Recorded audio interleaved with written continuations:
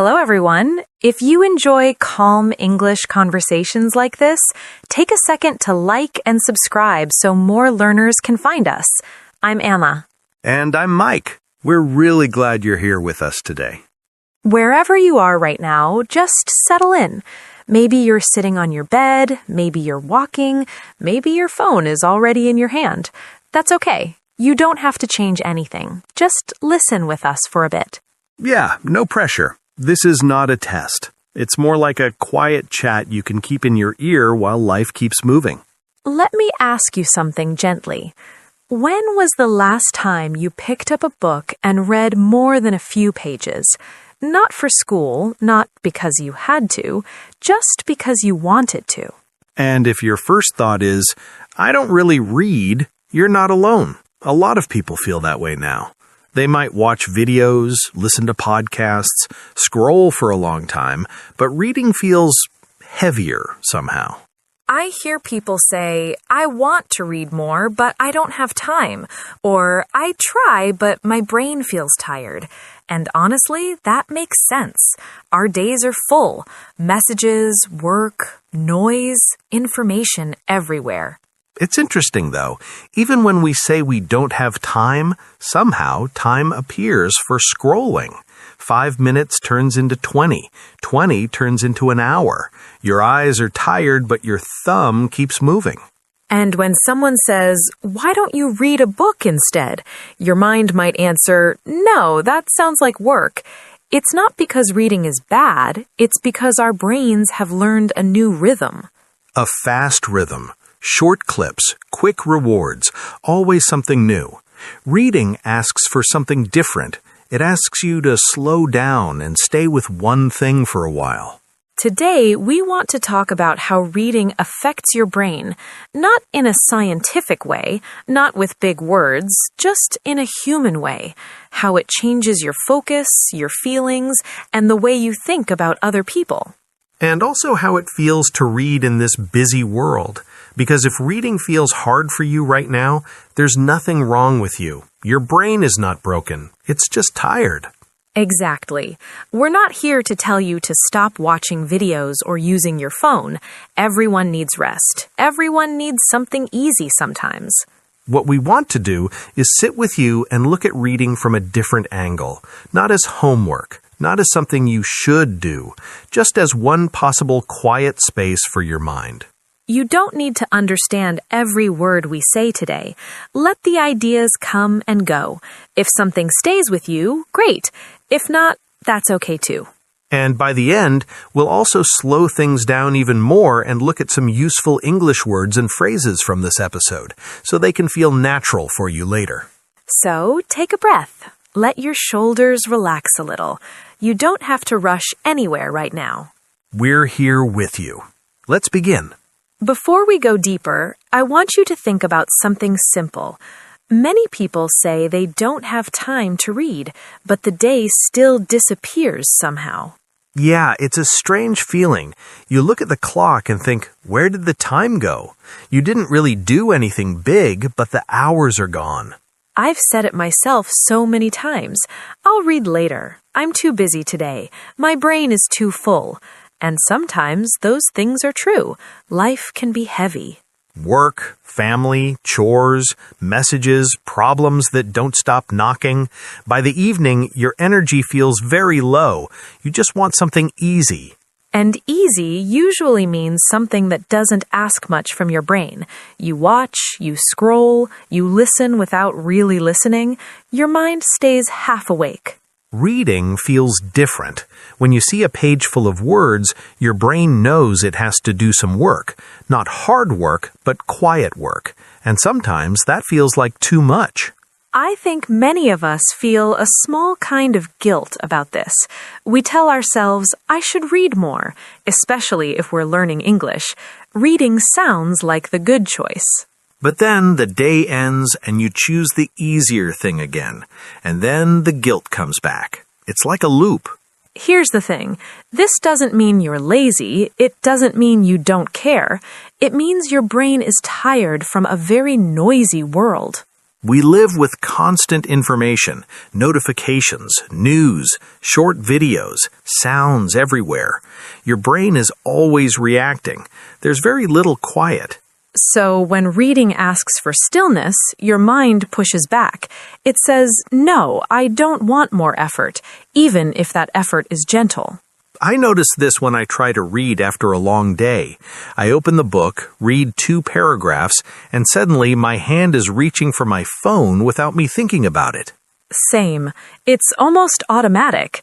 Not because the book is boring, but because my brain is looking for something faster, something brighter. And phones are designed for that. They give quick rewards, a new image, a new idea, a small hit of interest every few seconds. Reading doesn't work like that.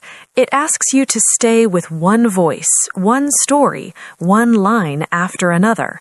That can feel uncomfortable at first.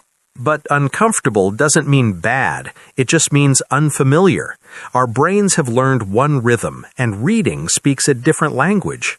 So here's a question for you, and I really want you to answer it in the comments. When you think about reading, what is the biggest reason you usually stop or avoid it? There's no right or wrong answer. Some people feel bored. Some people feel tired. Some people feel distracted. All of that is normal. The important thing is to notice, not judge. If you can see what stops you, you can understand yourself a little better.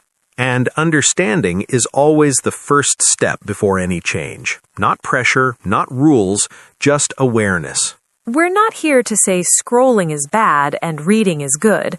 Life isn't that simple. Sometimes you really do need something light.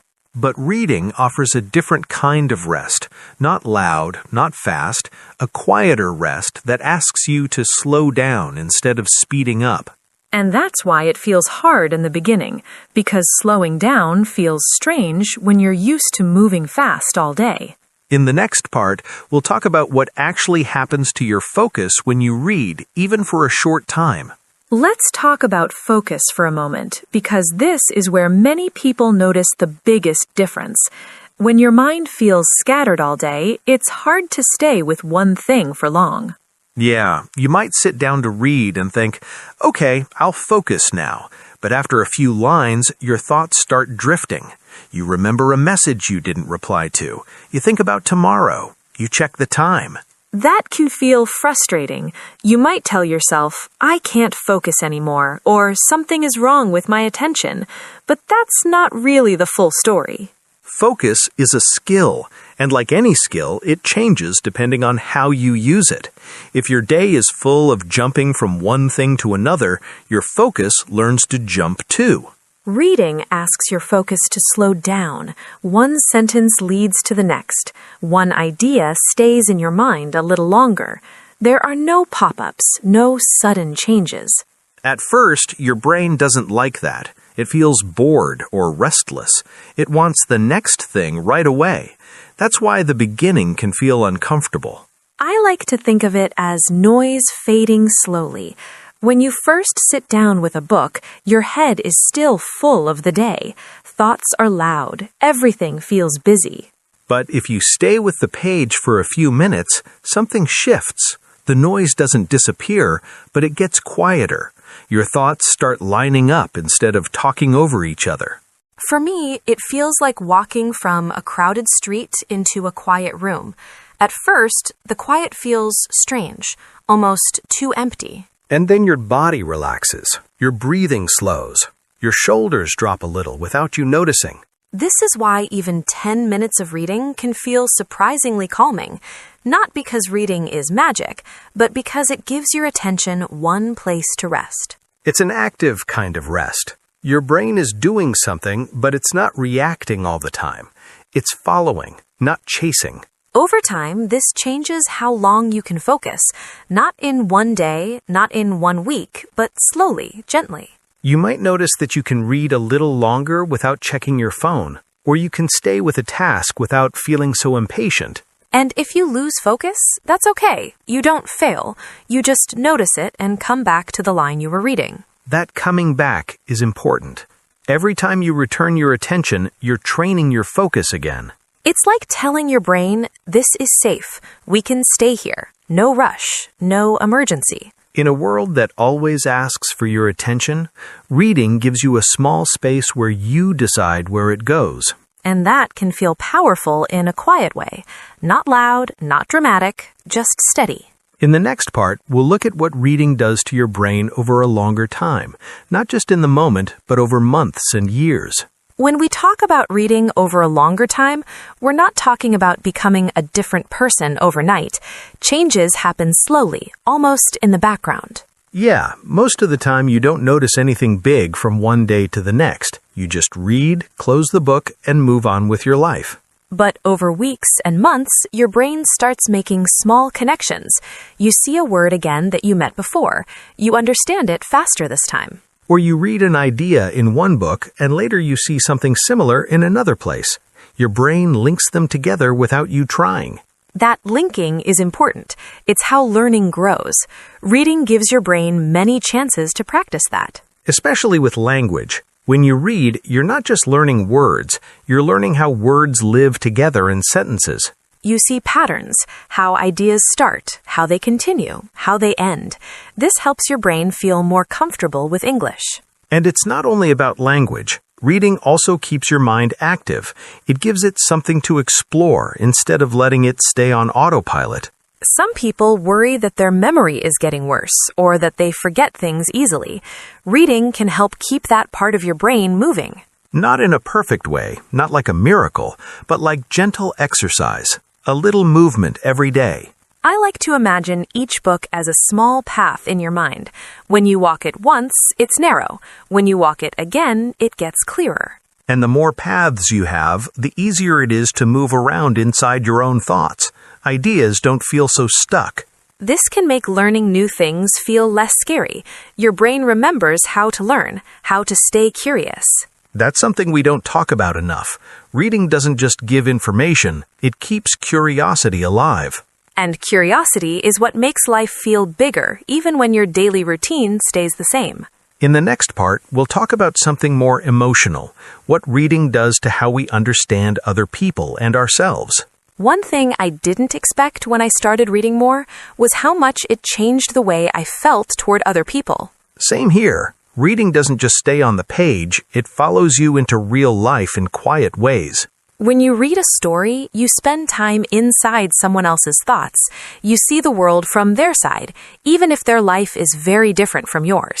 I remember reading about a character who made a lot of bad decisions. At first, I was annoyed with them. I kept thinking, why would you do that? But the longer I stayed with the story, the more I understood where those choices came from. Fear, pressure, old wounds. And that changed something for me. I didn't suddenly agree with everything they did, but I understood them more. That's what reading can do. It doesn't tell you who is right or wrong. It lets you sit with the mess. In real life, we don't always get that chance. We see one moment, one action, and we judge quickly. But after reading a lot of stories, it's harder to see people as simple, good or bad, kind or rude. You start to think, maybe there's more behind this. Maybe today is heavy for them. Reading also helps you understand your own feelings better. Sometimes you don't know how to explain what's happening inside you. You just say, I'm fine, or I'm tired, even when that's not the full truth. But then you read a line where a character says something like, I feel empty, or I feel pulled in too many directions. And suddenly you think, that's it. That's what I feel. Having words for your feelings matters, especially in another language. It helps you express instead of just translate. It makes conversations deeper, more honest. You don't just report facts, you share experiences. I think that's one of the quiet gifts of reading. It gives you language for the inside of your life. And when you can understand yourself better, it becomes easier to understand others too. That understanding doesn't make life perfect. People still hurt you, you still get angry. But there's a little more space, a little more patience, a pause before judgment. And that pause can change how a whole day feels. Especially in a world where reactions are fast and emotions run high. When people talk about reading, they often ask the same question, what should I read? As if there is one correct answer. Yeah, like reading has rules. If you choose the wrong book, it doesn't count. I don't believe that. I think reading is personal. What works for one person might feel boring to another. Some people love learning facts, real stories, true experiences. They enjoy reading about history, travel, science, or people who lived very different lives. Others want stories, characters, places that don't exist, or quiet stories about families and everyday moments. And both are completely valid. One is not better than the other. For me, fiction feels like visiting another world without leaving my room. I can slow down and just be there for a while. For me, nonfiction feels like fuel. I read about someone who did something difficult, and it makes me think, maybe I can do my small thing too. Some days I want comfort. Other days I want information. Reading can give both. You also don't have to stay in one category. You can read one kind of book this month and something totally different next month. The important part is that the book feels alive to you, that it pulls you in, even a little. If you force yourself to read something you don't enjoy, reading will start to feel like punishment. And then you'll avoid it again, not because you don't like reading, but because you don't like how it makes you feel. It's okay to stop a book that doesn't work for you. That's not quitting, that's listening to yourself. Reading should feel like an invitation, not an order. When you find something that fits you, reading feels lighter, less effort, more natural. And that makes it easier to come back to it again and again. That's how reading slowly becomes part of your life, not something you push yourself to do. Let's talk about how to actually begin, especially if reading feels hard right now. Not in a big, dramatic way, just small, realistic steps you can live with. Because knowing why reading is helpful doesn't always make it easy to do. Exactly.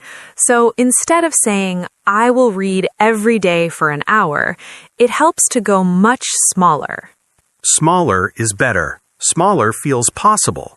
You could start with 10 minutes, or 5 pages, or even one short chapter, something your brain doesn't want to argue with. When the goal is small, your mind relaxes. It doesn't feel like a mountain. Another simple thing that helps a lot is where your phone is. If it's next to you, it will call you, even if you don't hear it. I've learned that the hard way. My phone can be silent, face down, and still somehow pull my attention. So if you can, put it in another room, or in a bag, or on a shelf where you can't reach it easily. That one small change makes a big difference.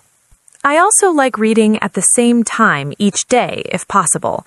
Not because it's strict, but because my brain starts to recognize the moment. Like a signal. Oh, this is our quiet time. Same place helps too. Same chair, same corner, same light. Your mind learns faster than you think. And then there are days when none of this works. You're tired, you have a lot going on, everything feels heavy. On those days, reading 3 pages is still reading. Even 1 page counts. The goal isn't to be perfect. The goal is to show your brain that slowing down is allowed. You're not trying to become someone else. You're just giving yourself a small pause. And over time, that pause becomes easier to enter. Reading stops feeling like effort and starts feeling familiar. Familiar is powerful. That's how habits grow without force. There's one more idea that often stops people from reading, and I think it's important to talk about it honestly. The idea that reading is not productive enough. Yes, many people feel that if they're not improving something or finishing a task, they're wasting time. Rest starts to feel like a problem instead of a need. I've felt that too. Sitting with a book can feel irresponsible when there are messages to answer and things to do. But a hobby that brings you calm or joy is not a waste. It's part of taking care of yourself. When I read before bed, my sleep is better. My mind doesn't race the same way it does after scrolling. For me, reading slows my body down. My breathing changes. My thoughts stop jumping. It's like pressing a small pause button on the day, not a full stop, just a pause. And while you're resting, your brain is still quietly working. It's learning. It's making connections. So even if you read slowly, even if you only read a little, something good is still happening.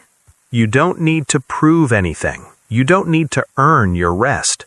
Reading doesn't have to make you smarter or better. It can simply make you calmer. And calm is not the opposite of productivity. Sometimes it's what makes everything else possible.